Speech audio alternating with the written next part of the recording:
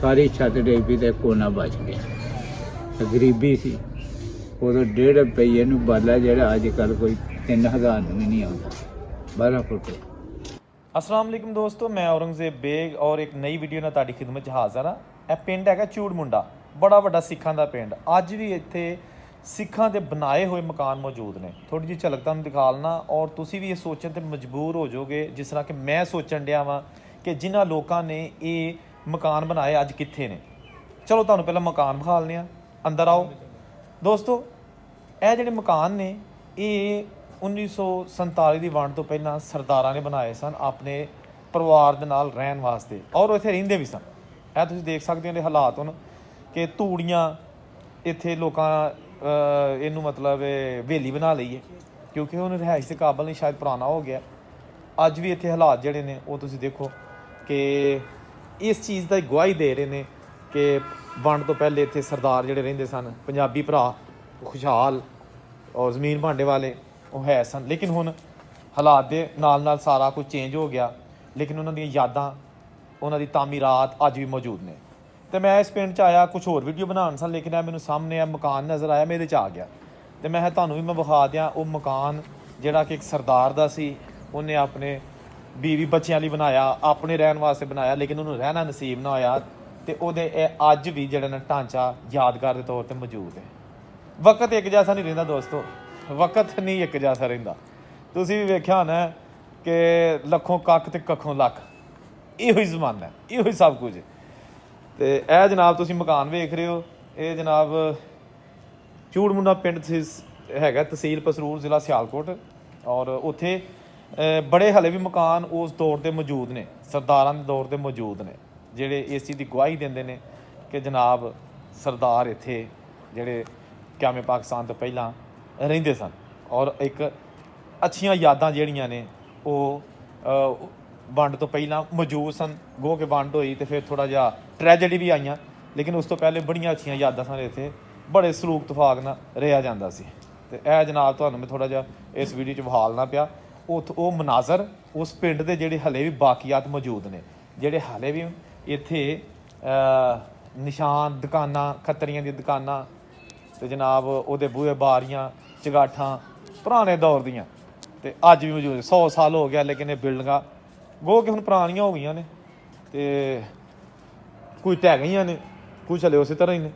ਤੇ ਇਹ ਵੀਡੀਓ ਦੇਖੋ ਇਸ ਲਈ ਕਿ ਸੋਚੋ ਕਿ ਕਿੱਥੇ ਗਏ ਉਹ ਦੋਸਤ, ਉਹ ਬਜ਼ੁਰਗ ਤੇ ਹੁਣ ਦੁਨੀਆ ਤੇ ਨਹੀਂ ਰਹੇ ਹੋਣੇ, ਤੇ ਜਿਹੜੇ ਉਹਦੇ ਬੱਚੇ ਸਨ ਉਹ ਅੱਜ ਬਜ਼ੁਰਗ ਬਣੇ ਨੇ, ਉਹ ਖਾ ਚੜ੍ਹਦੇ ਪੰਜਾਬ 'ਚ ਨੇ, ਰਹਿੰਦੇ ਪੰਜਾਬ 'ਚ ਨੇ।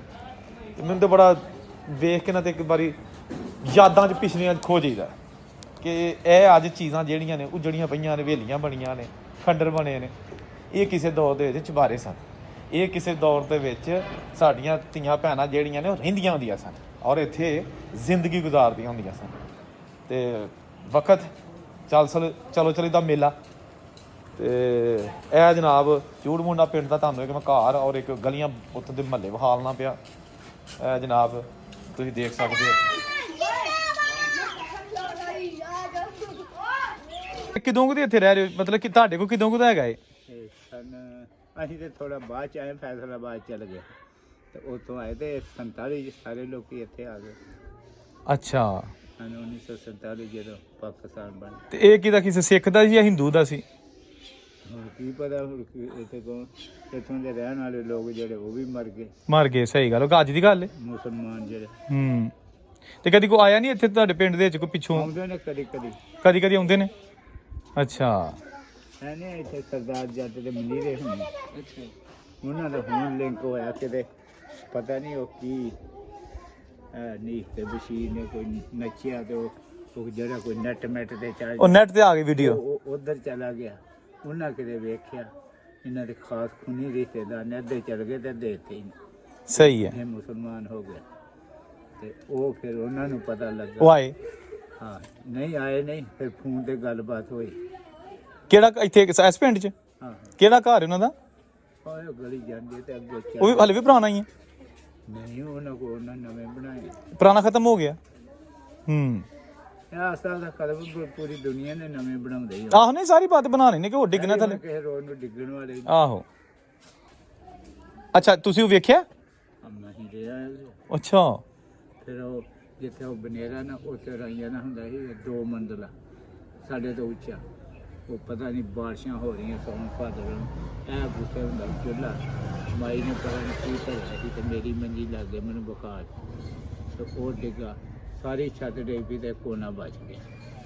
ਤੇ ਗਰੀਬੀ ਸੀ ਉਦੋਂ 1.5 ਰੁਪਈਏ ਨੂੰ ਬਾਲਾ ਜਿਹੜਾ ਅੱਜ ਕੱਲ੍ਹ ਕੋਈ 3000 ਨੂੰ ਵੀ ਨਹੀਂ ਆਉਂਦਾ 12 ਫੁੱਟ ਤੇ ਉਦੋਂ ਪੇਜ ਬੂਝ ਕੇ ਛੱਤੇ ਹੀ ਨਹੀਂ ਗਏ।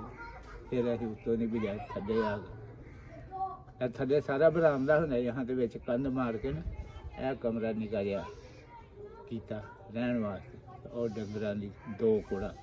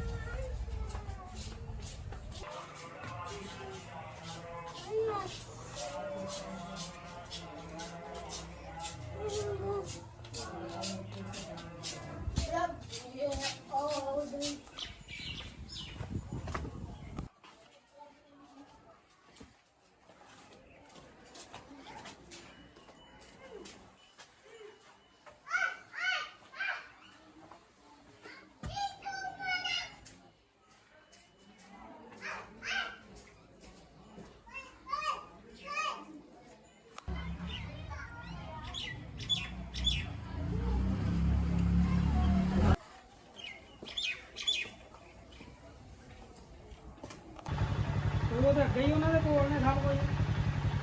ਇਹ ਤਾਂ ਖਿੱਚ ਕੇ ਜਾਂਦੀਆਂ ਨੇ ਇੰਡੀਆ। ਅੱਛਾ।